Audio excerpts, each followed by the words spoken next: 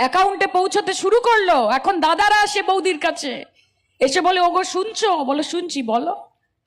বলছে লক্ষ্মীর ভান্ডারের টাকাটা ঢুকেছে, 100টা টাকা দেবে, একটু পেট্রোল ভরতাম বাইকে।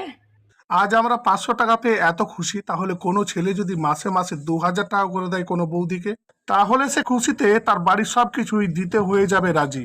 অবাক করার ঘটনা কিছু হয়নি, সবাই জানতো ভোটের আগে 500 টাকা করে বাড়বে। কিন্তু অবাক করা ঘটনা হলো এটাই, এই ঘটনাটা শুনে যারা মুখে আবির মেখে ঘুরে বেড়াচ্ছে, ওই 500 টাকা নিতে গিয়ে আজ আমরা সর্বহারা।